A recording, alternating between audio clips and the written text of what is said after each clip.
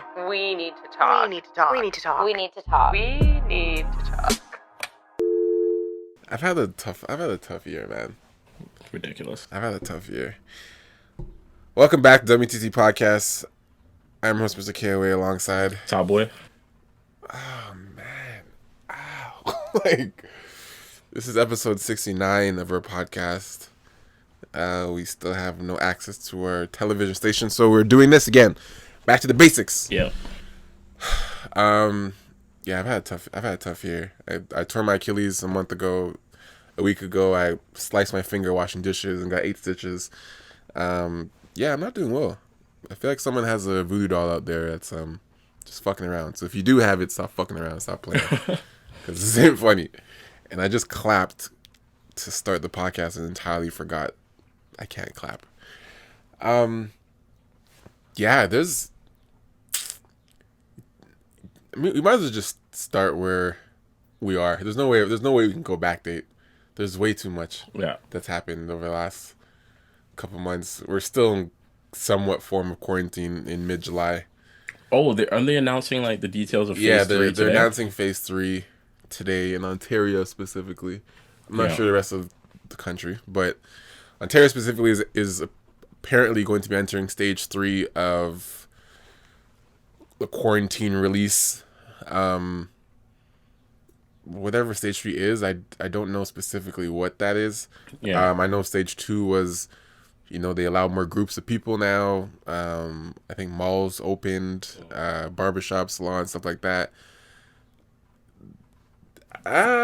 Phase 3 would also include what? The opening of restaurants, not just sit-in gyms and stuff like that. But for gyms, you can't.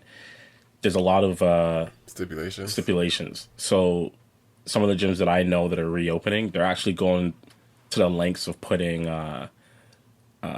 plexiglass in between the treadmills and all that type of stuff. Oh, okay. So I think when phase 3 opens back up, you are gonna see people wanting to go back out to the gym and do all that type of stuff. But I also think there's gonna be a sharp decline in a lot of things too. Yeah. Imagine going to... Do you think it's safe?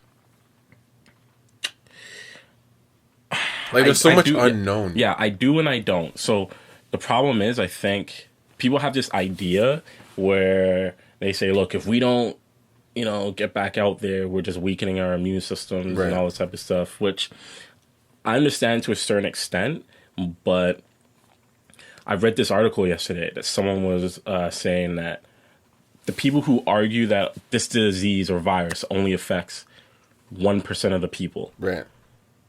He's like, okay, well, let's say you use America as an example.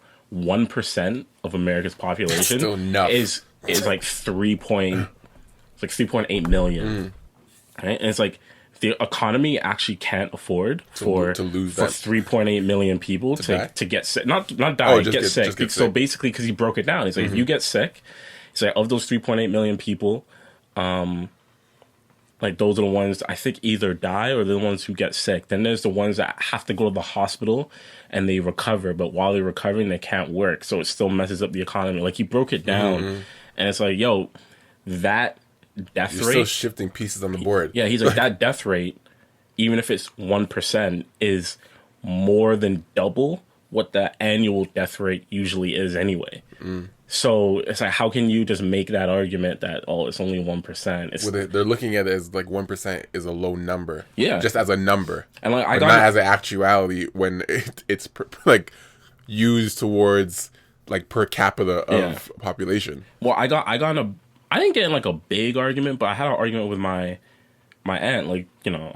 Once phase 2 opened up and people could start going to the barbershops, I call my aunt first thing. I'm like, I need my dreads done. Right? So I go to her and she's talking to me about COVID and all this stuff. And then she starts talking about the vaccine. And she's one of these people who are just pro-vaccine? No, she's do not take. Anti. Yeah, she's don't take the vaccine. Blah, blah, blah. And my whole thing with her, I was saying to her, I was like, look, I don't know for sure I'm going to take the vaccine, but I'm not one of these people that's going to sit there and discredit that vaccines actually have some benefit, right? And I know this because there were major diseases and viruses in the world that were gotten rid of by vaccines. You want to go to certain places in Africa, you got to take a vaccine. Like just to get on the plane. Just to get on the plane, like you need to take some of these things, right? And you know, I listened to her whole side of it, and I was just like, look, probably the only reason why I would take the vaccine, it comes down to two things actually. It's one, if they were to say, look, you're not allowed to travel to like that's the stage, right? If they make it mandatory, you're fucked. Well, if they say, look, you're not allowed to travel, like I wouldn't be surprised if they said you cannot travel to the States because the States is wilding right now. Wild. Like if Canada literally said, yo, you're not going to, we're not allowing you to go if you don't take a vaccine. Because it's still wild out there. To me, I think that's kind of responsible from the Canadian. I know some people might look at it differently, but I like places like New York. I like places like Miami, which is in Florida, which is crazy right now. That scenario makes sense. Yes, because because it's made with use for your benefit. Exactly. Right? Rather than for a structural confining benefit from the government. Exactly. And the flip side is, you know, even if the vaccine comes out, it's just the benefit of the vaccine being out, which will ease a lot of tensions. Because at the end of the day, whether or not you or me or my aunt, like we don't take it, there's going to be a lot of people who will. Which that's where herd immunity actually comes into play, right? And then the other side of it is, this is where I'm kind of towing the line a bit, because the only reason I take the vaccine is because I'm having a hard time trusting some people in our society right now. Like the way that I'm seeing people complain about wearing a mask to the grocery store is insane to me. I'm like, they're talking about how it's, you know, restricting their breath and like you're just breathing your CO2 and all this type of stuff. I'm like, yo, doctors have been wearing masks and doing surgery operations on humans for 6, 7, 8, sometimes more than 10 hours, and they're not complaining. I can, it might be an inconvenience to me to like wear a mask. It honestly is. I don't like wearing it, but I can put on a mask for 10 minutes when I go in the grocery store and then take it out as soon as I leave. I see people wearing a mask when they're driving their cars. I'm like, no wonder you're upset. Like, you do it all day long. No one told you to wear it all day long. Like, I don't. So, because and everything that you and I do, like we do video work. We're constantly touching new people. I work in the gym industry, fitness industry too. It's like I look around at some people. I'm like, yo, I don't know if I can trust you. Like, I don't know what you've been up to. I don't know who you've seen. So there's both sides of it, but really the main thing for me is the travel thing. That's really what it is, right? It's just like it just can't be used as confinement. Yeah, because that's when it gets difficult, and that's when it becomes, you know, the martial law nonsense and stuff. Because it's like if they start saying you can't run your business without a vaccine, you can't, you know, go shopping without a vaccine, you can't do this without, you can't get treatment without, like where you just can't do day-to-day things anymore, which is, you know, not for pleasure, just for daily use in life. If they start controlling your life due to a vaccine, that's when it becomes dangerous. If they're saying if you want to do pleasure things such as travel, you want to go to the beach, you want to go, you know, to amusement parks and stuff, like where there's gonna be mass people, it's like, please take a vaccine before you travel. Because we know that if you travel and come back, you're actually gonna make things worse. That is very different than if they're saying you cannot operate, you cannot make money, you cannot do this without this vaccine. That's removing the freedom of choice. Because the freedom of choice to travel, that's a choice. You don't have to leave. You don't have to leave. And that's why I think whenever the vaccine comes out, I don't think we're going to see a case of the government, mainly our government. I don't see a case of the Canadian government saying everyone's going to take this. Because if you don't, like, you can't run your business. I don't see it getting to that. Why don't you see that? I see that very possible happening. Like, I wouldn't. I wouldn't be surprised, but the reason I don't necessarily see it happening is because we aren't in the extreme state as some of the other countries around the world that were also like danger you're talking about. yeah, like the States and Italy and like all these places, like we never reached that level, right? So when we were talking on Twitter last night about phase 3 should we even open up, our numbers look very different to the States, right? So if we like put it like this, okay, your point about I can see it happening, I can see it happening too if for whatever reason they allow the border to open up. They let people in here, it's over. If they let people in here, it's over. Like then they'll say eventually, okay, everyone's gonna take this. That's when it becomes a problem. We don't know we don't know who's what anymore. Yeah, I just think it's a lot easier and smarter to just keep the border closed and then say how long? How long they need to. The next year, like they keep it closed to people that don't need to travel there. That's what they've had now. Like it's only essential people that need to cross the border. Yeah. Right, and they have to quarantine every time. So it's an inconvenience to them, but it is what it is. So I just think, let's say we don't open up the borders and we keep things controlled in here. Our numbers stay low, and then they say, look, if you want to travel, if you want to leave, you got to take the vaccine. Yeah. And even then, you're still going to get people who are going to like fight against that, right? But it is what it is. Like, I don't know. I really don't know what to say. I don't know what to say to that. Yeah.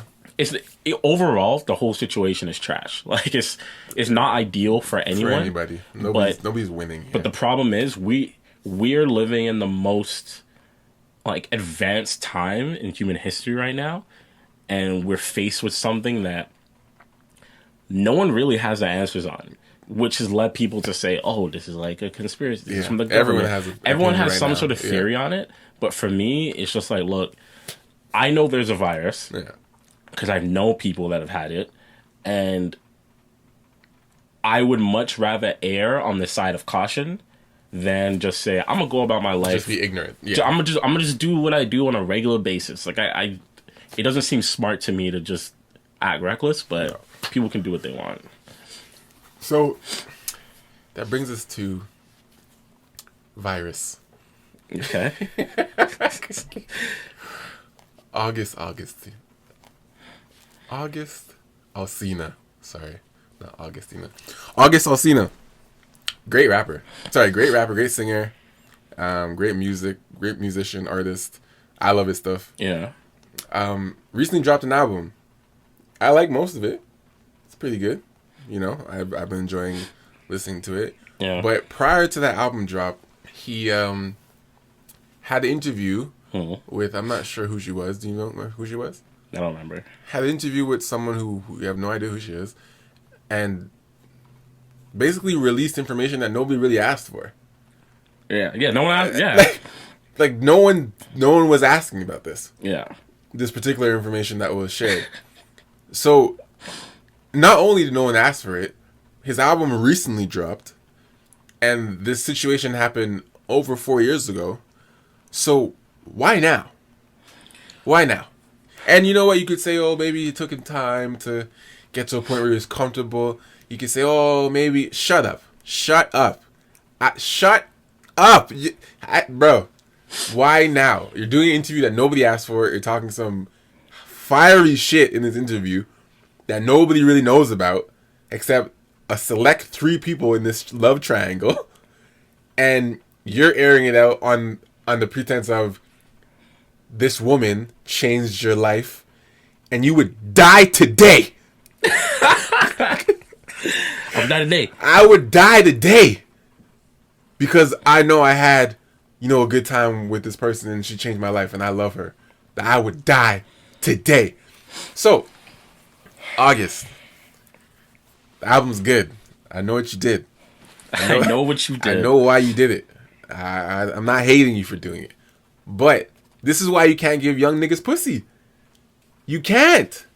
You can't give young niggas pussy. When you give kids, grown women pussy, they don't know how to handle it. They gotta talk. They need to chat. It's like, and I won't be a hypocrite and say when I was young, and I got an older woman, I'm telling my boys, yo, I was with a 30-year-old, I was with a, you felt nice. August is 14 years younger than Jada Pinkett Smith. I believe that's accurate. 14 years. Yeah, he was 22 at the time. So the man's a youth.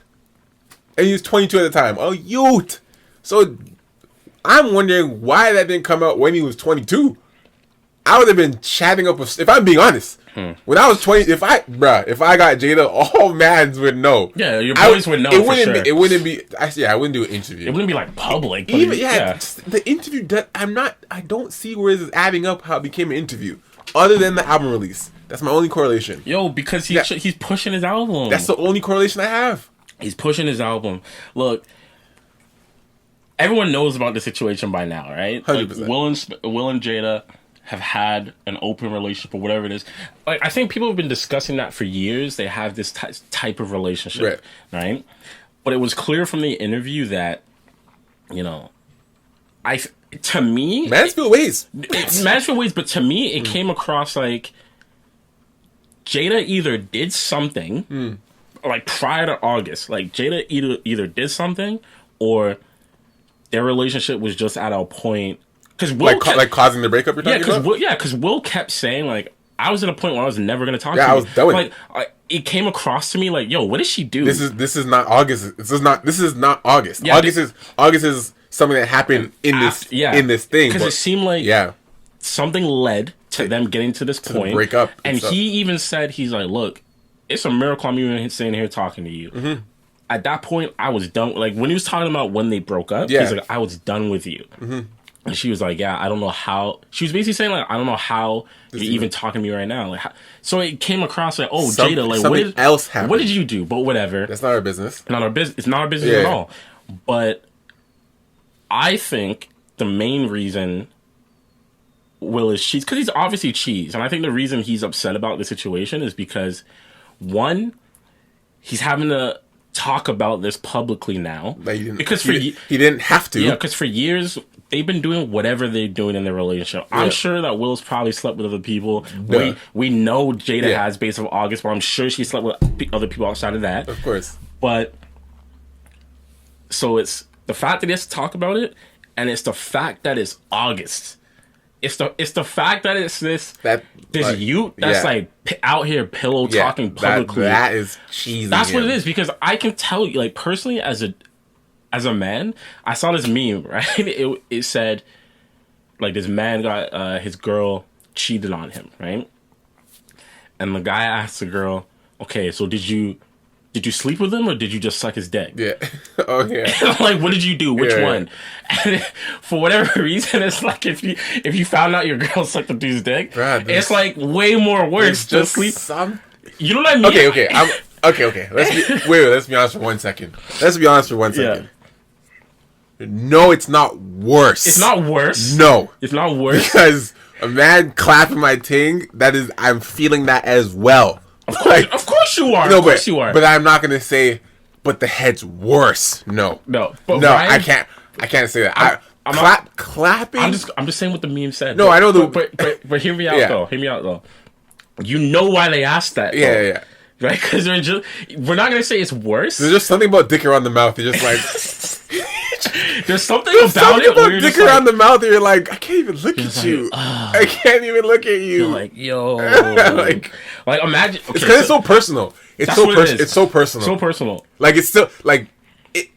Like it's not worse because sex. You're still like, oh fuck, like you fucked my girl. Like yeah. But like head is like not a like head is like while I'm discussing this with you, like if he just fucked you, I can still have a conversation with you where I'm like, yo, I'm kind of cheese, like, fuck, bro, like, he fucked you, like, okay, hurts, but like when she gave him head, like, I can't even look you in the face, like I can't even look you in the face, like I have to actually have a conversation. I'm just like, can't even look at you in the face. That's dick mouth. It's so different. Like, it's just So for Will in his situation, like I don't think it would have been as bad if, during that time, Jada slept with some man or had a relationship, whatever it is, with some dude who wasn't like August. Who didn't know? Or just not a youth? Just not a youth. Like, just like someone more mature. Someone just like, that was, they had a thing. Yeah. Cool. Like, it probably seems like a little immature crazy or for me to say out loud. Like, I'm sure people listening will be like, I don't really get it. But I'm telling you from a dude's perspective, like, I would have, if I'm in Will's shoes, I know Will's cheese because he's like, yo, we broke up. you got a relationship with this kid who's like 22 years younger than you. Yeah. Of course he's gonna fall in love. Yeah. Like, of course he is. And he's going through emotional trauma. Not only are you Jada, there's the aspects of you're a much older woman messing around with this like young dude while he's in trauma. While he's in trauma, of course he's gonna fall in love, right? Like anyone could see this. Like, so now, am I surprised that he's out here upset about this? No, but am I pissed that I have to come out here and talk about this? Yes, 100%. It's definitely because he's a kid. Yeah, and kids talk. Grown people don't talk. Not like that. And again, now think about it, he's been holding this in his chest for years. So like, this is him finally be like, this is the perfect time to drop this bomb. Now, I think he's super whack, to be honest. Oh, that's whack as hell. Keep that shit to yourself. But so does that mean he lied? Because there was a part in that interview where he said, I spoke to Will and got his blessing. Lied. He lied, for sure. His blessing. He definitely lied. He definitely lied. Of course he did. The man said, I spoke to Will and, I had a conversation with him. And, he gave me his blessing. He was cool with it. And then you see Will on Red Table Talk. So, what the fuck's going on? Yeah. Like, that didn't look like no blessing conversation to me. No. That looked like he was like, yeah, I guess you good, money. Yeah. Go clap that. I don't think that ever happened. I think that was a bold-faced lie. The whole interaction was weird for me on a lot of levels. Because, okay, on one side of it, I actually thought it was kind of cool that they could talk about it. Yeah, like I thought it was like very mature how they went about the whole. But they're both acting. They're both actors. Okay, well, professional actors that came. Yeah, some of a script. Yes, I don't know if it was scripted. No, somewhat of a script. I know they absolutely went into that like. We're gonna talk about this like. Okay, sure. Like even the entanglement word, like she didn't just stumble on that word. She was prepared. That when this guy asked me this question, of course, I'm gonna call it entanglement. Yeah, I'm not. But this is what I'm saying, though. This is why I liked it because I like the fact that Will still checked her on that. Because I think that's when he went off script. Personally, yeah. I think they agreed. This is how the conversation is gonna go. Yeah. This is my show. Well, I'm gonna talk about how I want to talk about it. Like I can definitely see Jada being like, the media people are pressing me for this. I want to talk about this. Can you do it with me? Yeah. However, I don't want to go too deep into our business. Like, I can definitely see her shush. I don't want to go too deep into the business. You can ask me some questions, whatever. But let's keep it, as surface as possible. He's like, yeah, cool. And then when she did that, and he asked her, he's like, yeah, but like even the way, like when you watch it, there's like an awkwardness to it where he's like, so, tell the people, like what happened, and like there's this weird moment. She's like. I did. Like, she's like, I just told you. Yeah. And he's like, no, but like, what? Like, actually, you can tell that he was kind of like prying, and she's kind of like, this isn't what we talked about, Will. Like, I can kind of get that vibe from it. So I think that's when he was kind of like, maybe his ego came out of it, and it's recording already, so he kind of just went with it. But I think his ego came out of him where he's like, nah, like, you want to have this show. You're talking about being authentic. Yeah. So, like, let's red table talk. Yeah. So, like, I think that was his way of being like, you want to put me... Because when he's on the show, like, not in that sense. Like, he's been on the show before. Yeah. Or other people on the show. Like, she digs. She digs. Like, she'll be like, oh, like... And he's honest and he's for it. And he cries and whatever. And, and I think she was being she was being reserved. And I think he was like, nah, fuck all that. Like, I think that actually bugged him. I think that's where he went off script, where he's like, nah, you're not gonna have this, and you get to be reserved here. Like, know what I mean? You're right. Like, I'm trying to find. You know what I'm saying? No, I agree with you. I'm trying to find. Like, you want to have this show for whatever reason. You want to talk about this for whatever you felt you need to talk about it, because, truth be told, they still didn't have to talk about shit. Yeah. Like. Beyonce and Jay-Z went through a whole bunch of shit, and they still didn't talk about it.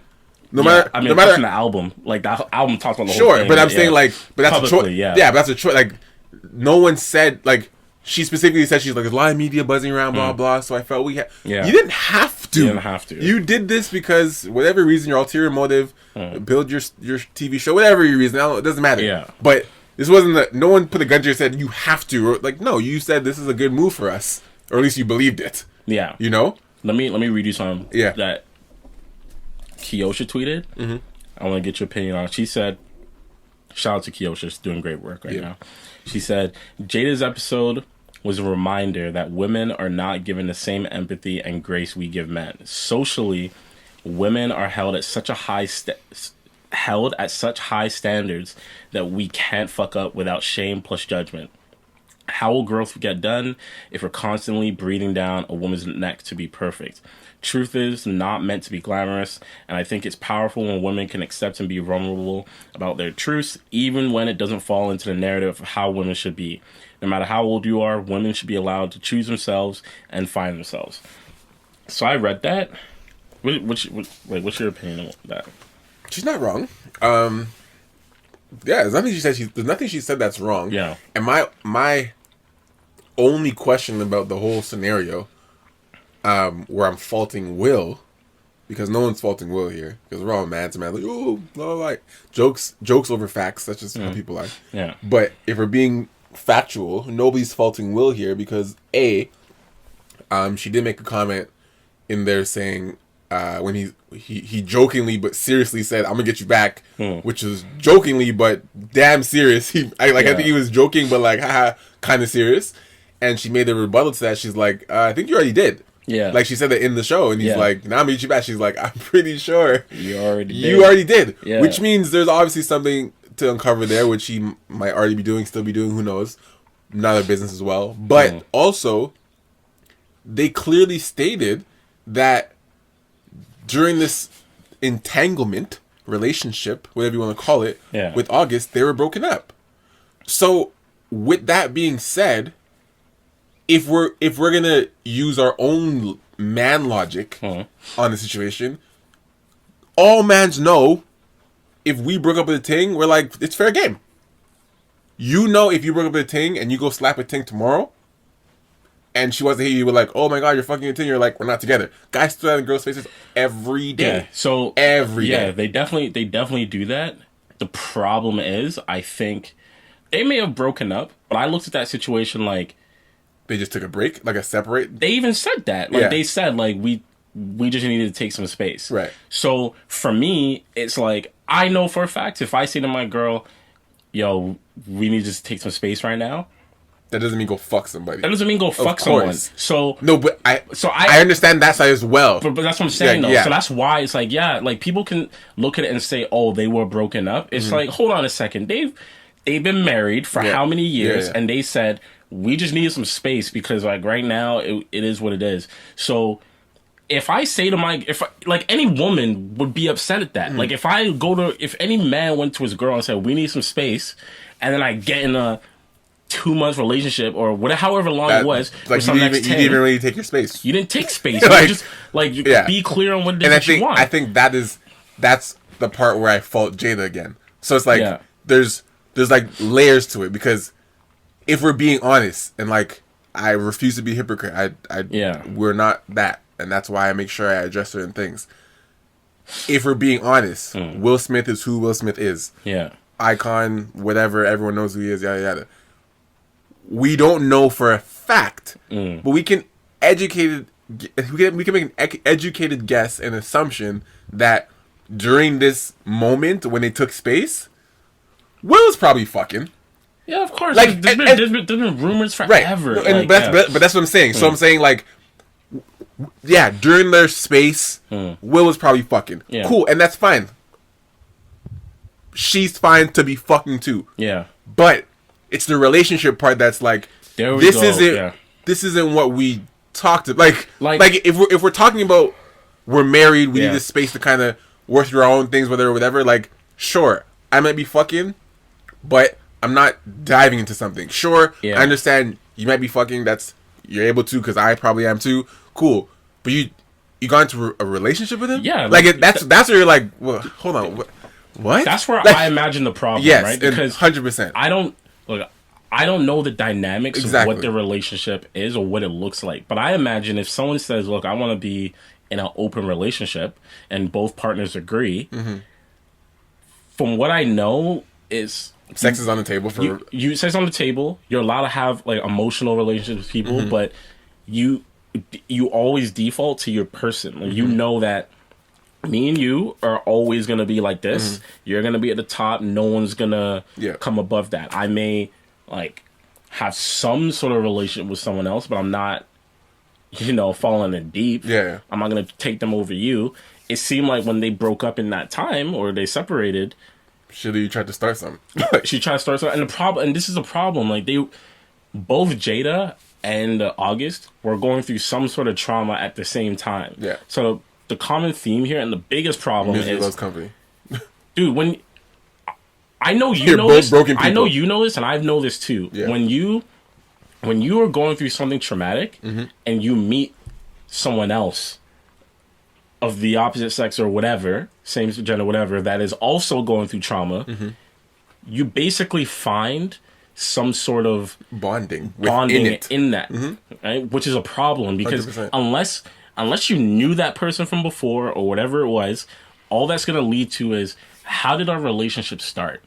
Through trauma. Through trauma. So is that Neither of us healed. is that a good place to start? I don't think so. No. Right? I really don't think it is. Unless we're both healing each other. Exactly. We're just filling a void. We're not healing each other. There you go. If I'm like, this is what you're dealing with, let me help you with that, and vice versa. Yeah. Fine, but they weren't doing that. It's just like, this feels good. The fact she even said, I just want to feel good, was the reason that cheesed me too. Yeah. I mean, look, going back to what Kiosha said, as you said, literally everything she said was 100% right. Like, women should be able to choose themselves whenever they, like, at any age. And I do think that women get held to such high standards when it comes to this, like faithfulness and it's almost unrealistic. Loyalty and all that. It's almost crazy at times. Yeah.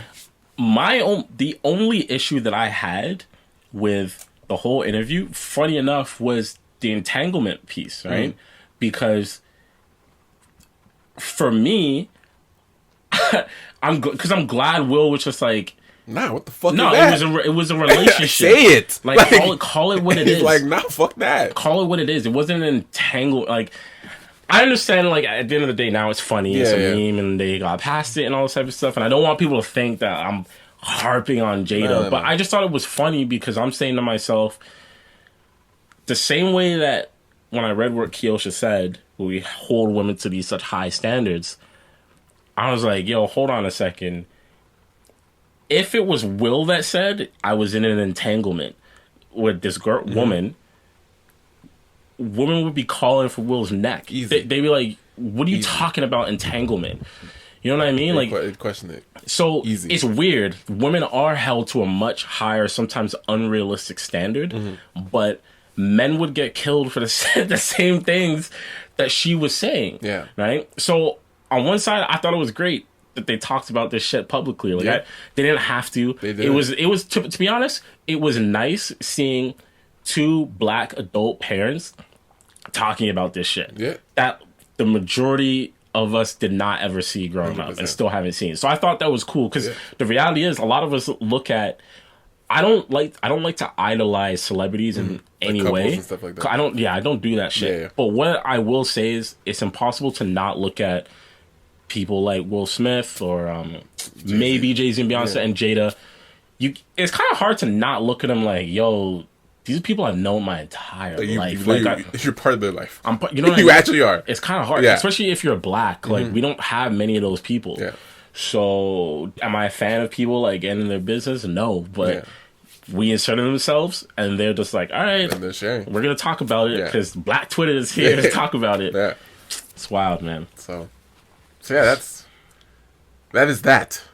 At the end of the day, they obviously did this with some purpose. This was not an impulsive move. Yeah. I do not believe these celebrities do anything without reasoning behind it. I don't know what deal Jada got after this. I don't know what deal Will got after this. I don't know what publicity this did for them, but it did something. I think They're not dumb. Well, I think it. Look, if I'm being real, I think it probably hurt Will more than anything, in terms of his like personal stock, like in his branding, because what Like, is why are you part of that? What's the positive Why here are you for in him? this? Like, okay, cool, you talked about this publicly, you had this mature conversation That with your your wife wife, did all this, but at the end of the day, people online are shitting on Will more than they are Jada about this whole situation. But Because yeah, they're basically saying like, well, he deserved it, blah blah blah. he didn't say Yeah. he either deserved it or yo, like, your wife slept with. Yeah, you're losing both ways. Like, You, he loses you both deserved ways. it, or you lost your wife, bruh. Like, You know what I mean? Like, Yeah. he loses both ways. Yeah, He doesn't yeah. gain anything from no this. one's like, go Will. Yeah, Like, yeah, that's really what it is. it's just like you took an L, bruh. Like everyone, that's what you're getting. you know, like, no matter how much I agree with how the way Will went about it, it's like He doesn't benefit from joining on that show. there's nothing he Like, gains from he this. didn't. There's nothing he gains. Like, no, In fact, Will, you're a bigger man than me like, for even agreeing to that shit.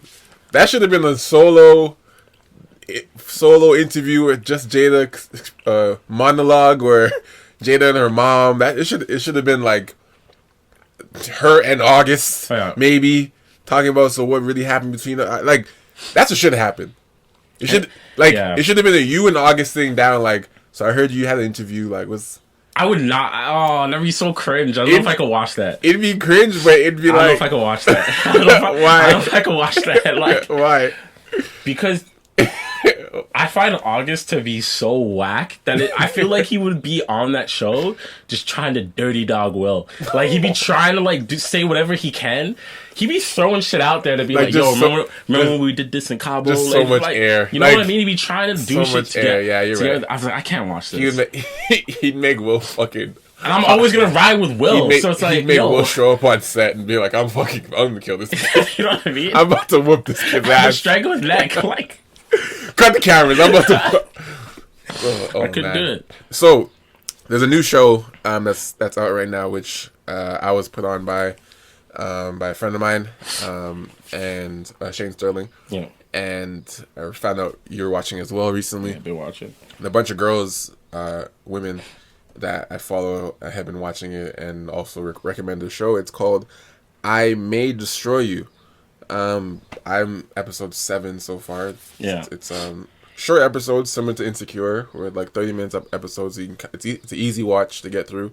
Easy watch in terms of time. Yeah. Not easy watch in terms of visual. I have a question for you as well, actually. Yeah. Like a genuine, like, you don't have to answer if you don't want to, but when you like, I'm as a heterosexual male, myself, when you watch gay men sex scenes, is that make me uncomfortable? Is it weird for you? You know what it is? I figured out the perfect way to explain how it makes me feel. Okay. And it's kind of fucked up. Like, when I watch, male female sex scenes, because I'm so like used to it.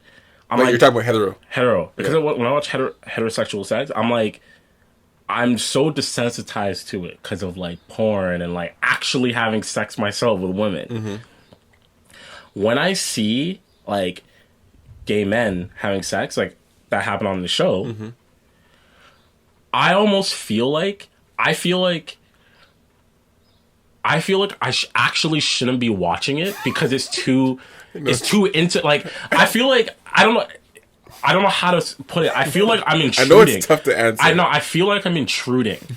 I know this sounds really fucked up. No, I know that I may get canceled for this because I'm not trying. I know why. I'm not trying. Hold on. I need to clarify. Listen, what I'll I'm do the saying. same thing after you. So Because I'm not trying to say that, like, I'm not like. Let me clarify. I'm not grossed out so by it. hard to talk. No, I'm not. I don't find it uncomfortable to see it because I know it happens. Like, of course, I'm not uncomfortable by it and all this stuff. But when you're watching when I'm watching it, it feels like I walked into something that like is way too intimate for me. Like, I shouldn't be watching. That's how I feel about it. Like, yo, the other, like, that's how I genuinely feel. So, like, in that episode, right? I think it was like episode 5 or 6. Like, legs up in the air. Yeah, one of the guys on the show, like one of the main characters' best friends, is a gay man, right? who's ironically in Gangs of London. Yeah, Same dude. that was strange. I was like, yo, this dude's got range. I'm I was like, like, holy shit. crap. And I'm like, is he actually gay or is he playing gay? Like, I don't know. I don't know. But So either way, yeah, you know, but it's interesting because this guy's character, he's just sleeping around with a bunch of men. Mm-hmm. So it adds like this different dynamic where you're like, oh, like he's actually just like kind of honing himself like around to all these different men. Mm-hmm. And in my head, I'm like, before that episode, because I don't want to ruin it for people, but I'm like, before that episode, I'm thinking, I wonder if this guy's like ever put himself in like a bad position, like with some dangerous dude, which, you know, we see what happens. But so when I saw some of the previous scenes, I was like, okay, like I've seen some of that shit in other shows before, you know, where it's implied that like doing shit. But then when you see like the way they break it down, like all this stuff, I was like, I just felt like, I'm like, yo, like this is like too intimate for me. Like I feel like I should not be watching this. Like I feel like this is like my friend and he's having sex and I just walked, like I'm just intruding, like I just walked in on it. And then I start asking myself like, yo, I know that I don't have a problem with like gay sex or like anyone who's gay. Mm-hmm. But like, why is it when because this is the first time I've actually ever seen like it's so explicit, on a TV show, and I think that's what I think that's why it made me feel the way I do, because I've become conditioned to seeing like gay relationships and queer relationships on TV. Like none of that I think twice about now. Yeah. But you never see like actual queer or gay sex on TV. It usually goes to the kissing, some touching, and then it kind of blurs out. It's implied. Yeah. So like you never see it, it makes you go, it's so foreign to you that you're like, yo, like should I even be watching this? So like when you're watching, do you watch or do you look away? No, I'm watching what's happening. Like I don't look away. Like I'm generally seeing, like watching what's happening, but I'm just like. So when the man's legs are up in the air, you're just like. I was like, when the man put his legs up in the air, I was like, true. I was like, yo, I do the same thing with my girl. Like, I was like, all right, like, holy smokes. Yeah. But like the show tackles like a lot of issues, a lot of things that you. I'm not done yet. Are you done? Okay, no, I'm not done yet, but where are you? Like 7? Yeah. I'm on 7 too. So for the show itself, for people, right? Fuck, I can't remember the main character's name right now. The black girl? Yeah, I'm tripping out so bad. Fuck. Is that the same girl's Big Mouth? Is that what they call her? No, I'm a different girl. I'm gonna pull up her name right now. You know what I'm talking about? Yeah, Is that the same girl that they call Big Mouth though? I don't think so. There's an actor they call Big Mouth. I don't know. No, it's not a nice name, but it's MR.KOA. Her main character's name is Arabella. Okay. She's in another show that was on Netflix. I can't remember the name, but she's a writer, and she likes to party a lot, right? And basically, the first episode is she's got a deadline for this book that she has to finish writing. She spent like the last 2 months in Italy with her boyfriend, not really doing any of the work that she's supposed to, just partying, hanging out. Ends up finishing the book, but rushing to finish it because she ends up going out to party the night before that it's supposed to be due. Right. She drinks a lot of drinks, like they speed through the night, take some drugs, and I don't even think they showed her doing any drugs actually. No, they showed her before she entered. She did coke on the sidewalk. Okay, so she did coke, and then she drank a lot. It just shows her like the whole night. It just speeds through the night and it's a blur. And then it's the next morning. She gets back to the office, finishes the book. I don't know, producers, whatever you want to call them. They're like, hey, you know what? Take some time. The publishers. Yeah. They're like, take some time. We're going to review the book. Go do your thing. Go home. Literally before she goes to bed to go sleep, she basically has a flashback from the night before of this man just penetrating something. Yeah, you just see like an image of the man looking up to him, a top-down image, and the man is like doing some sort of thrusting movement, it's implied that, you know, he's obviously having sex with someone, and, you know, it's tackling the topic of, you know, rape, trauma and rape. Right? So it's showing, the story is basically showing how this woman is basically trying to piece together everything that's happened, trying to understand the story of like how it came to be. But when it gets to like her friend, the gay dude, that's what like kind of took the show to another level for me, because I was like, yo, they're actually going there with like two very different heavy topics at the same time. Like, the truth is, to be completely honest with you, no one ever really thinks about male rape to begin with. Like, people don't understand that it is possible for a woman to rape a man, so they don't even, and it's a topic no one ever really talks about. And then on top of that, they're tackling, you know, this gay man getting raped. So even when I watched it, I was like, holy shit, like, I'm really shocked that they went there with this. And then showing the conversations of how, you know, they all navigate it. You know, go watch it. Yeah, people need to watch. People need to watch the show. Go watch it. If you have an open mind, if you're someone who likes, you know, challenging the status quo and discussing real life issues that we're dealing with, and if you're comfortable with viewing, you know, both hetero and homosexual sex on TV, then go for it. If you're not comfortable, I wouldn't advise to watch it, because it's very explicit. It's very honest, very true.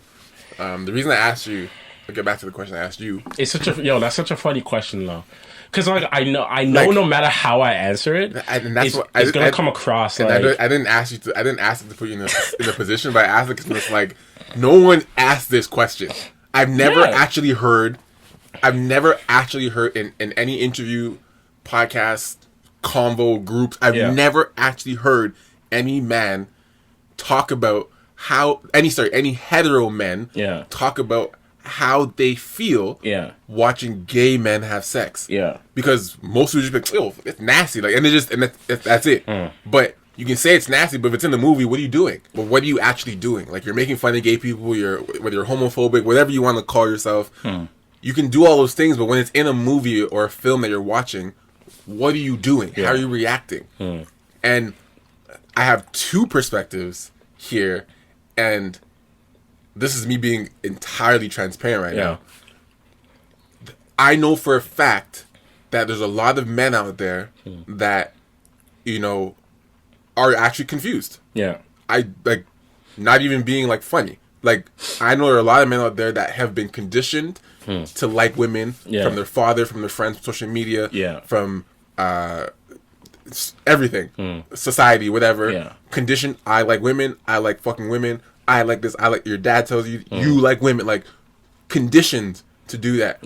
And I know for a fact that when some men see homosexual men actually witness, it's different. You never experience it. Then it's just it's out of sight, out of mind. But I know when they come across a scene or something explicit like that, or gay porn or whatever, when they're forced to actually read this information, I know for a fact there are some men that are like, do I like this? Like you know, like generally, maybe not out loud to themselves, but they depict they depicted that in the show with that third guy. You know what I mean? Like, they showed see, and that's why the show's so good, because they had this guy who's just like been thinking like, yo, like, I think I'm into this. And then he like actually sees the acts of it. He gets to read it, and he's like, I don't know if I'm actually comfortable with this. Right? So the reason I ask is because I know for a fact there are a lot of men that fight this theory of I'm not gay, whatever.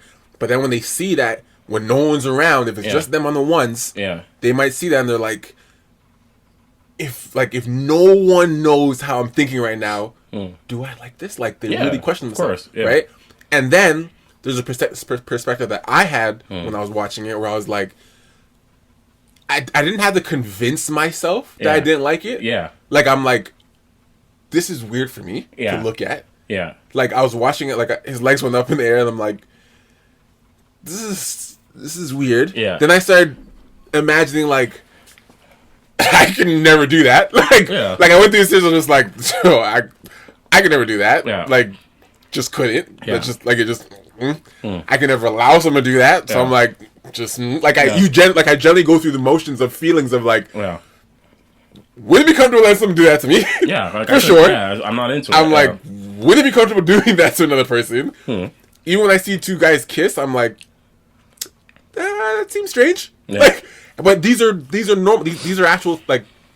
These are thoughts that I'm not forcing myself to think. These are Yeah. actual thoughts. I see two men kiss. I'm like, I don't look away, but I'm like, that's strange for me. I can respect it for them. yeah. I'm glad two men can find love. I'm glad two Yeah. women can find love. Whatever. But I'm like, that is strange for me. And maybe I shouldn't be continually subconsciously reassuring myself. I just know it happens. You know, that it's like. Yeah, I get what you're saying. I want to get to a point where I can see two men kiss or two men fuck and be like, yeah, they're fucking. Like I want to get to that point. So this, you know what I'm saying? I see what you're saying, and this is where I'm at. Like, and I think, look, I know people. Once again, I know people might think it's like we might be kind of off base. I'm being honest. I'm just being honest, bro. But this is the conversation, though, right? And I think shows like this is what makes it so great, Right? Because I know I've probably never having conversations like this before, and for me, I'm at the point, like I've been at the point for a long time where I can see two people of the same sex, like, you know, kiss, make out, do whatever they are, and I don't think about it. But the reason why, like, seeing two gay men have sex, like, threw me off is because I never see it. You're not actually in the bedroom. Yeah, I never see it. You know they do it. Like first of all, like I've never watched gay porn, right? Because I just know about myself that I'm not into men. Right. So there's no reason for me to watch gay porn. But then on the flip side, when I'm watching this show, it's like it was bringing you to me into like what seemed to be an intimate moment, right? Before we see what happens. But it seemed to be like something that was very intimate, and I'm like, holy smokes, I've never seen this before. Like this is brand new information for me. Yeah. Right? I don't know if it sounds crazy to No, people I know. that I've never seen two gay men have sex, but it's like it was brand new information to me. But I'm watching it because I'm like, yo, MR.KOA, who I think either wrote or produced the show, and the directors, like, they put this in there for a reason. So I'm like, okay, I'm gonna watch it. I know it's gonna make me uncomfortable. They need to expose you to it. And I'm sure that that's part of their thinking too. They're like, yo, like, this is what actually happens, and we know that this scene is about to get uncomfortable. You need to see, because they don't just make you feel uncomfortable for no reason. There's a whole reason behind everything that they do. Yes. So I see what you're saying. I think the case for a lot of hetero men is that when you see anything that two gay men are doing, there's this innate thing in your head where, for whatever reason, you attribute it to you. So you see two gay men kissing, and you're like, that's not for me. But it was never for you. You know what I mean? Right, exactly. But it was never for you. So personally, I know a lot of people in the older generation, especially in the black community, who they don't mess with seeing any of that shit on TV because they think it's like, you know, trying and all that. Trying to change people and all that type of shit. Personally, I think seeing more of it on shows like that is great, because then it just kind of normalizes it. It normalizes it in the way where it takes away the thinking. Yeah. From hetero men, where when they see it, they're like ew, like, oh, that's gross. When it's not, it's just not for you. It's not for you. That's all it really should be, right? So, you know, I think it just comes down to the fact that the reason why we're even talking about this is because we're not exposed to it. You never see it. Like, you honestly never do. Even in big budget movies. No, like, you'll see a guy go. If a guy's gonna give another guy head, you'll see him go down, and the scene changes.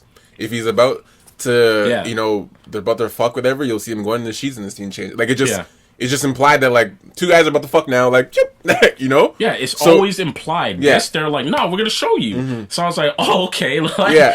I remember I was sitting right here with Jamie watching this, and the scene's unfolding, and because of how you just explained it, in my head the entire time, I'm thinking, I was like, oh, when are they going to change scenes? Not.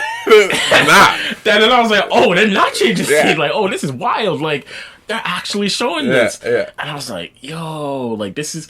I was actually sitting there like... In silence. I was like, yeah, It's just silence. I was actually in silence Yes. because of how it played out. I know. And then, like, where they take the scene, my uncomfortableness went to, like... Empathy. It went to, like, empathy and anger because of where they took it. I was like, yo, this is fucked. Like... But I think that's the only... I think that was the only moment, maybe for both of us, I'll speak for both of us, maybe. I think that was the transition of where it went. I think that was the only moment, potentially for both of us, that we both realized that it's just sex. And it can still be fucked up. Like, I think that was the... I think that at that transition was the moment where you accepted that this is just sex like anything else. Yeah. And this shit fucking happens, period. Yeah. You know, and I think that's where you're like, this is not gay sex. Yeah, this it's is just sex. This is sex. Yeah. And this shit's fucked up across the board. Yeah. You know? I think that is the only moment where you're like, you took your mind out of it. Where like, I'm watching gay sex versus I'm watching sex and this is just wrong. Like, okay, yeah, I see what you're saying. Because, like, just to clarify, like, what happens in this scene is what's fucked up, not them having sex. Not the sex, yeah. But, like, I get where you're coming from because I was watching it and my first thought is because we all feel that's the thing. That's my first. We thought can all where we all are the same is that we all feel. Yeah. We all know right and wrong. We all know Yeah. control and consent. We this is across the board accepted. Yeah. Right. Gay sex still isn't maybe internally accepted Yeah. by our brain because we're not exposed to it. Yeah. But wrong and right is accepted across the board. So when wrong and right comes into play, it trumps whatever bullshit you thought was like, it's kind of weird. Like you're like, oh fuck, no, this is just wrong. Period. So like whatever I thought was weird, like no, this is more than that. Yeah, you know. Like, like, people gotta watch the show, man. Yeah, because like you summarized it perfectly. Because like I said, I'm watching it. I'm like, yo, I know that I'm uncomfortable seeing two gay men having sex because I've never seen it before. Yeah. Like that's what made me uncomfortable. And then it was just, but I've always treated it just like sex. Like I know it's just sex. You just know it exists, but you're not exposing. But I don't see it. Yes. So I'm like, oh, okay, like whatever. I see it. I'm uncomfortable. I continue watching, seeing how the scene plays out, and then you're right. Like you're like, holy shit, man! Like this still happens to even. It's also the fact that you're seeing it happen to a man. You're seeing it happen to a black man. Like, I don't want to give away what happens for the people, but it's just like, man, like when you see what happens, you're just like, okay, man, like that was wrong. Like that was wrong. But that's where you can, and that's what makes you go. I think just the way they went about it, they will. I think ideally they'll take a lot of people through a wide range of emotions, and then at the end bring them to the point where, hopefully, you just realize what's right and what's wrong. Mm-hmm. There's no judgment. There's no judgment, and that's what it is. Mm-hmm. You know. So I think that was. Yeah, I definitely think we both went through the same. But the show shows everything. The show's great so far. Yeah, the show's great so far. Yeah, those are the biggest topics I want to address. Coming back on here. Yeah. Another thing I want to talk about was the fact that. What was I gonna say? Oh, we have not, and I don't know when this will happen based on the current climate we're in. We have not had a live show in a very long time. I know. Like a very long time. we might not be able to have a live show in a long time. That just might be dead soon. So I'm trying to think of another way we can communicate with you guys in a public setting, and I'm thinking maybe like a barbecue or something. Yeah.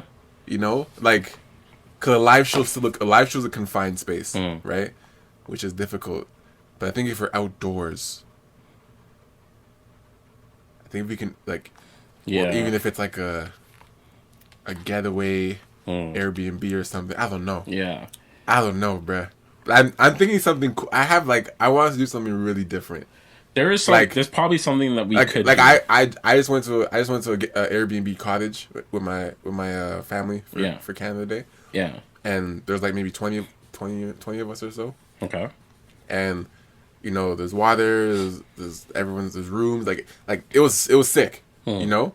And I don't know, like there's definitely ways to do something like that. Yeah. Like I don't know. Even if it's like a private, semi-private like house party or barbecue or pool party. I don't know. Yeah. I don't know what it looks like. Yeah. But I feel like we need to connect with people differently somehow. Because we can't. It's gonna take a lot of thinking. Because like we haven't done a live show since last year, and just based on the way things are moving right now, we don't know what that's gonna look like when that's gonna happen. Yeah. But we'll think of something. We have to. You know what I mean? Like it's definitely necessary for our audience and our fans. I know people have been asking like when the next one could be and all that type of stuff. Also, I mean, I'll ask you one here. What do you want us to start scheduling podcasts again? In the meantime, Yeah, we can do that. I'm totally fine with that. we can now see each other in person.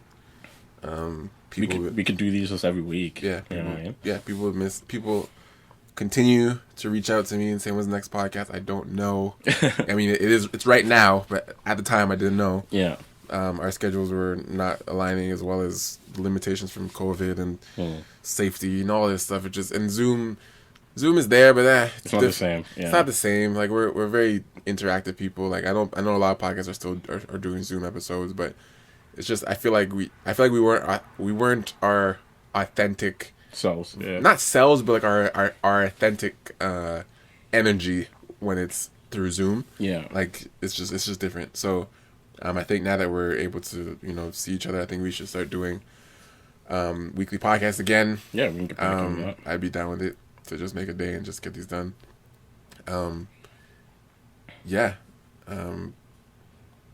This is just a return episode.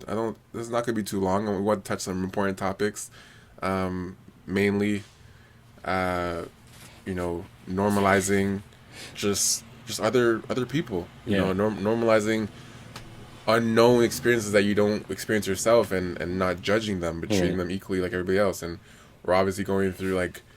We could talk about it forever and ever, but clearly Black lives still matter. Yeah.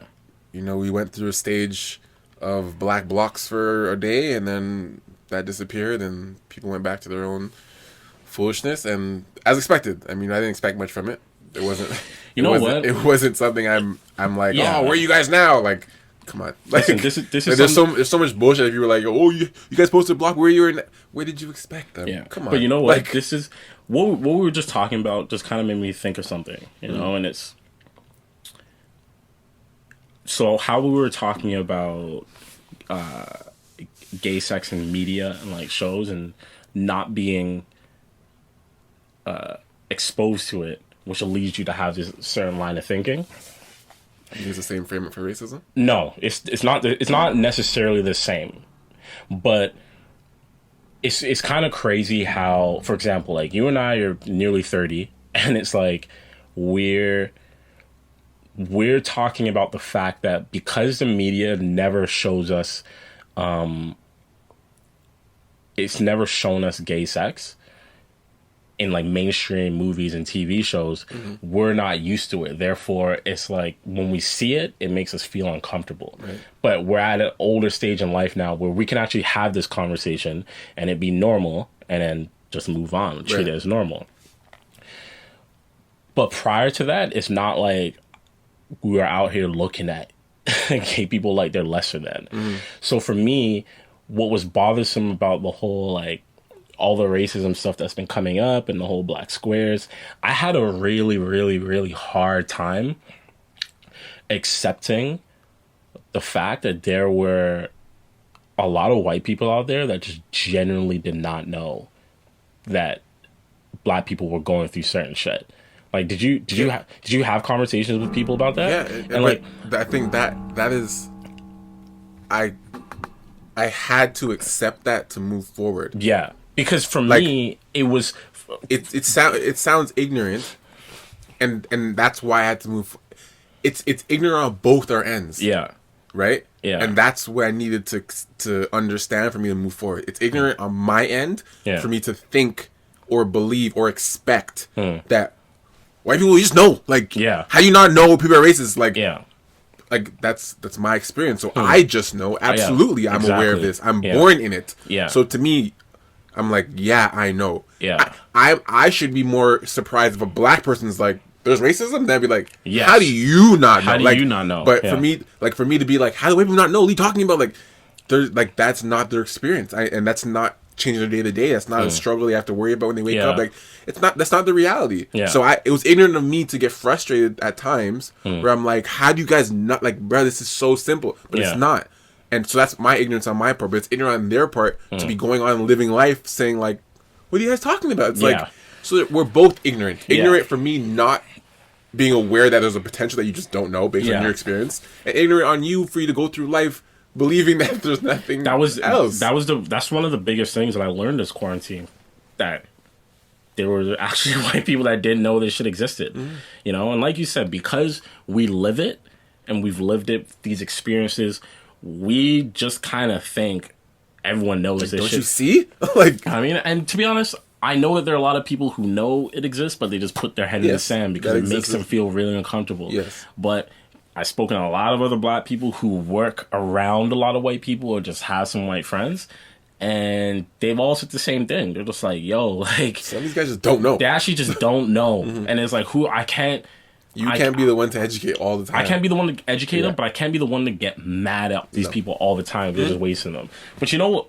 I was talking to my boy Johnny, and like he said something that was like really, really real to me. And what he was saying was, it's cool that, you know, it's kind of cool that everyone is now starting to like realize that this shit is in existence. Like they're seeing me for how the world really sees me. But he was saying that he also kind of hates it because he feels naked. Like he feels like the world actually sees what the black man and black woman has been talking about for so many years and how they've been treated. And he's like, I feel naked. Like the world sees me, and I don't like that they can actually see the bare version of me now. And I was like, wow. Like the weakness. Yeah, because like, it's like just it's strange because you know what it is? I know you've had, like, since all this shit happened, some white people approach you from the past or whatever it is, being like, oh man, like, I'm so sorry, I'm so sorry, blah, blah, blah. And it's, I can tell when it's genuine. I can tell when it's someone just trying to clear their own conscience, like right? But either way, there's a part of me, a part of me that goes, I don't like that you're saying anything to me about this, because it makes me feel like you look at me as if I'm sick. Like I'm sick. Like I've been like this, you know. Like I had no idea. Discarded person my entire life. I had no idea you've been dealing with it. Like, you know what I mean? It's like, I'm not sick. Yeah, I don't like the way some people have been looking at me. They're like talking to me about this situation, and that's one thing that I've like been trying to figure out, because it's weird. Yeah, you know, I wonder often how. Because now it's not. Now the interactions aren't, even though they never were, which is just a strange setup for this phrase. Yeah. But even though they never were, now the conversations don't feel authentic. Some of them don't. Even though if there was racist tendencies before, at least it felt authentic. You know what I'm saying? Yeah. Like now it doesn't feel authentic, because now I feel like you aren't actually being yourself with me now. Yeah. Now that you're aware of it. Yeah. When whatever you were before was yourself, even though it came with the ignorance of your, you know, microaggressions or whatever, at least I know, like, that was you. Do you know what I'm saying? Yeah. At least I'm aware, like, that was you. Yeah. And I was like, I'm so used to it already. I know the microaggressions come with you. I know You know, you may say offhand comment here and there, but like I know I'm talking to you. However you view me right now is how you view me, and I'm like, we've been programmed to adapt to how we interact with different races. Yeah. Even if some microaggression stuff you did bother me, I was like, at least I know this is you, and you're being honest, and like maybe you're not aware of it, and I would take that. I would take the weight of that. Yeah. Of the stuff you're not aware of. But now that you're aware of it or exposed to it, now when you're talking to me, this is not you. Yeah. Like this, like you're not talking to me like like Ryan the creative, Ryan the Mr. K. Like you're not you're talking to me like this is the black man, another one going through something. Like this is another one. Like okay. Any black person I talk to today, like I gotta make sure I'm aware that like I don't say this. I don't like now you're hyper aware of yourself now, and you're not even talking to me like it's not even a real conversation anymore. You're talking to me like I don't want to mess up. I don't want to be racist. I don't want to say the wrong thing. I don't want to imply. I don't want to think like you're not even like. There's such an everyone's on eggshells right now talking to us. Yeah. Then I'm like I can't even talk to you. Well, like now it's left me with two other things I'm thinking about. Like I'm wondering how this moment in time, like everyone talks about 2020 being like this super fucked up year, and like years from now, decades from now, when we have kids, they're gonna ask us like, "Yo, what happened to 2020?" And we're just like, I don't know, right? But I genuinely wonder how this is gonna affect our generation's mental health in the future, because we would like people just been dealing with a lot, and then on top of that. The other thing I was thinking about was this, right? Like, I don't know if you've ever been in this position, but there have been times in my life where I've had conversations with either my parents or family members, whether it's uncles, aunts, or whatever, where I realize that their line of like their way of thinking is so old school that it doesn't match up with today's society. Right, but they're still living that way. Still living that way. So part of me looks at them and I'm just like, oh my God, like this makes me upset because I'm related to you. Like, I'm frustrated that someone that I know and love thinks this way. Right. So, because I've experienced that, I don't know if you have, there's a part of me that actually feels really bad for some of my white friends who are having conversations with, like, their parents or aunts and uncles who... are so behind. Who realizing like, yo, my parents are like so racist, and I'm unknowingly. You know what I mean? Sometimes knowingly, but a lot of them just unknowingly, and like just I was telling one of my homegirls, I won't put out her name or anything like that, but she was saying this, right? She was saying how she had a conversation with her mom and dad about everything that was going on, and she told her dad that she's like, yo, we're privileged because we're white, like all these things. And she was saying how, look, she's like, you tell like a 60-something-year-old white dude who's been working in a factory most of his life or whatever, that he's privileged, he's going to get pissed because he thinks that you're basically saying that he's never had to struggle a day in his life. And then I know, right? And then she doesn't mean exactly what she explained, right? Yeah. She had to explain, but it's that disconnect between the older generation when they hear that. Like, how am I privileged? I have to work for this. It's exactly. Like, yes, but you already started plus 10. Exactly. Like, so then she was explaining how after she got into this argument with her dad, they didn't talk for like the next like 2 weeks over that, right? And I was like, man, that like really sucks. That really sucks because I kind of understand that. I can empathize with that. And she's like, well, what else am I supposed to do? Because it's like, are we supposed to give people a pass who had these mentalities in like the 1930s, 40s, 50s, 60s? Just leave them alone. And it's supposed to be acceptable in 2020? Not really. Like, I can't give them a pass. Yeah. All I can do is try to educate them about it. And you know what? Like, I understand that black people, we've been going through this and we've been asking for change and want all these things to happen, but it doesn't take away my humanity and empathy and realize that there are some allies who are basically going through shit where it's like, yo, I may go some years or some time not talking to my family.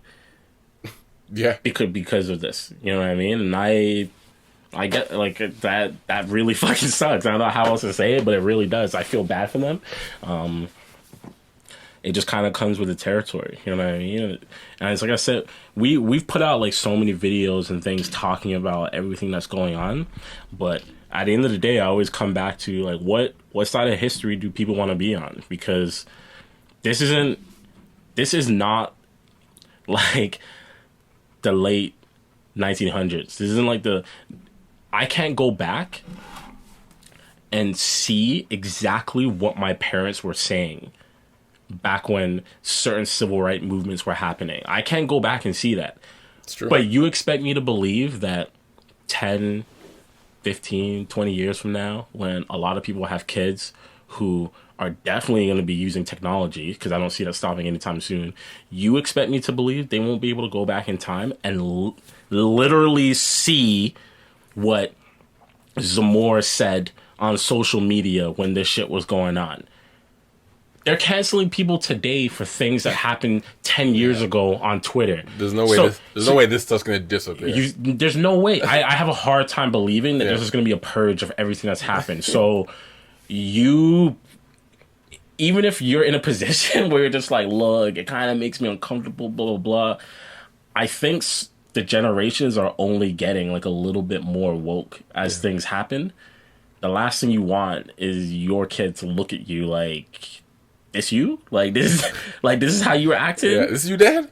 Like, really? Like, this is what you were saying on social media? That's crazy." Yeah. Now it's out there forever. It's like, come on, like you.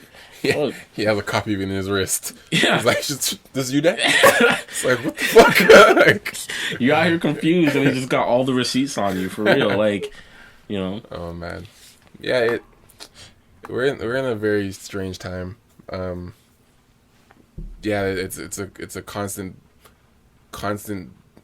teeter totter of educate but keep my peace. Like, you know what I mean? Like it's just like this balancing act that we have to do where it's like, I want to help you guys understand, but I also, it's like a constant battling.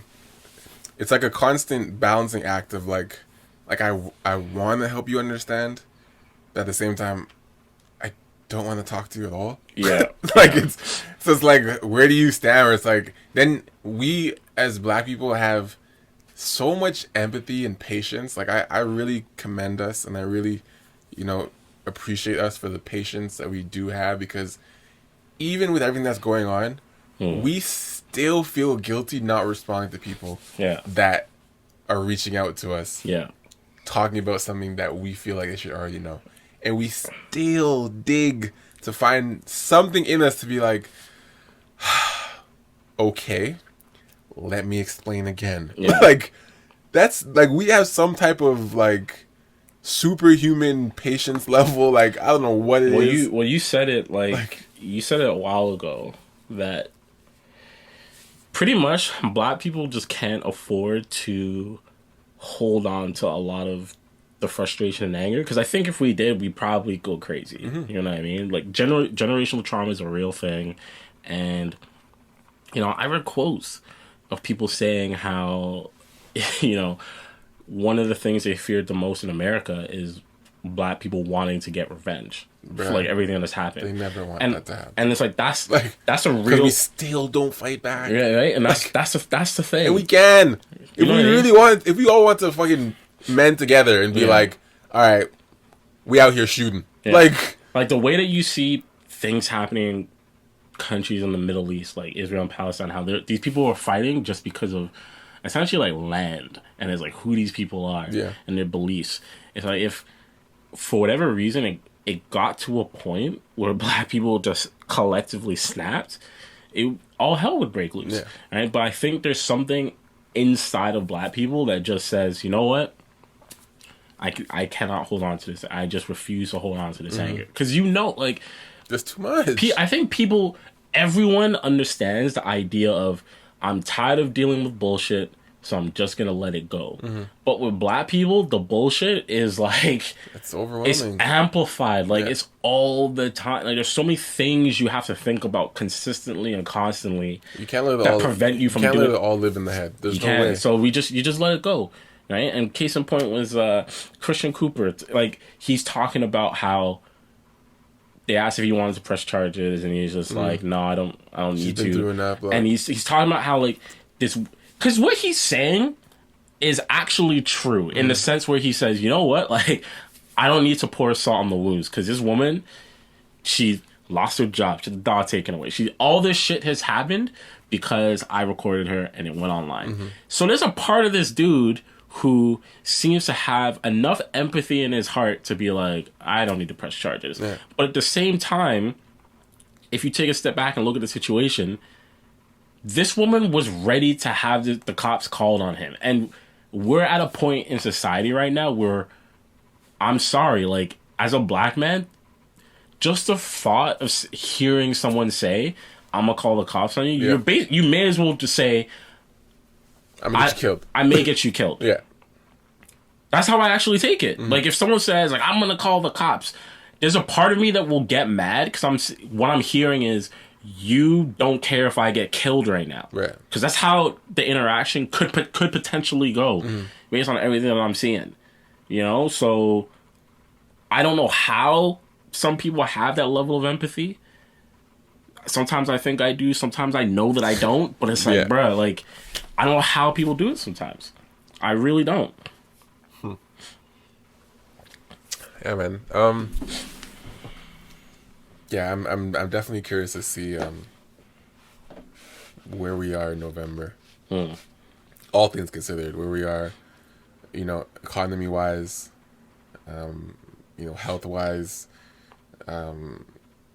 business wise, like all these black initiatives that are popping out of the woodworks. Are these still gonna be running in November? Are you guys, is this like a now thing to get into the trend, into the wave while it's popular? Like, are you guys in November? We're 4 or 5 months in. Like, are you guys still gonna be doing this stuff? Do you guys still give a fuck about black people in November? Yeah. Before Christmas, and like you know what I mean? Like, so I'm always about receipts. I'm like, no one could do something one time and get me on board. I need to watch. I need to see consistency. I need to see you keep playing this out. Keep fighting against your company. Keep, you know, sending these emails. Keep having these meetings. Keep.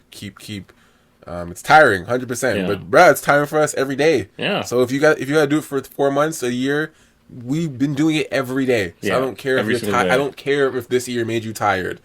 I don't care. Like, there's something about there's some term called ally exhaustion. Did you hear about that? Shut up. It's not a real thing. Bruh. It's not a real thing. Ally exhaustion. Ally exhaustion. I'm sorry that you know what it is? Ally exhaustion is? All it is people just getting tired from studying. That's really all it is. Like, we've all been there. You take a break and then you come back and continue. Like cut it out. Stop it. Like, I see, and this is the thing. They don't want to do it. They just don't want to. They don't want to do it. And like, the problem is, I'm doing exactly what we just talked about. Whereas, like, I'm thinking too much about the other side sometimes, because I can understand the logic or idea behind an ally or someone, whatever, that is overwhelmed because they want to be an ally so bad because they realize all the dumb shit they've done in their life and seen, that they're just constantly consuming all this information. And they're like, yo, I'm just constantly fucking up as a human being. Like, my people have constantly been doing this. So I understand the idea of them just being like, oh my God, I'm so tired of realizing my people are shit. Like, I understand that, but they want to go back to the oblivious But days. I'm sorry, like, you signed up for this. Like, when these companies put out this shit about, oh, we're hiring a diversity and inclusion specialist, we're changing these initiatives, and putting out these statements on Instagram, all you're saying to me when you put this out is you're inviting yourself to be critiqued. Because like a year from now, the receipts are there. Like, I'm gonna look back and be like, okay, we're gonna watch this program that you launched. Let's see what happens. Like let's see what happens. How many people did you hire since last June when you launched this program? I would much rather a company say absolutely nothing, wait, actually figure things out, come up with a plan, and say this is what we've done. And this is what we've done, and just do it. Don't put out any statement now, because if you do, I will hold you to it. I will hold you to it. Yeah. People are acting like black people aren't going to hold people to shit, you know? And it's like, we will now, because we're at a point where it's like, okay, you guys see us now? All right, we're going to be watching you. It's gonna be an interesting couple of years, bro. It really is. Yeah, man. It really is. Z's gotta go. We want to do something real quick for you guys. Just over an hour and a half, just under an hour and a half. Glad to be doing this again. I know we come and go. Yeah. We're gonna try and be more consistent moving forward now that things are opening up more. We do enjoy doing this. We do enjoy, talking about topics, and honestly, the way things are going this year, like, there's literally something every week that it's so overlapping at this point that's like, when one thing happens, something else happens over it, and then something happens over it. So it's like, I feel, it's important for us to even have these more consistently, because there's so much that goes undiscussed. Because we can't even address everything. Like, you can't. Yeah. Right? So it's like, we'll talk about some stuff on Twitter or on Instagram, stuff will come up, and then the next day there's something else. Like, George Floyd has passed. Breonna Taylor's murderers still aren't friggin' arrested. Like, there's there's shootings in Toronto still happening. There's just so much.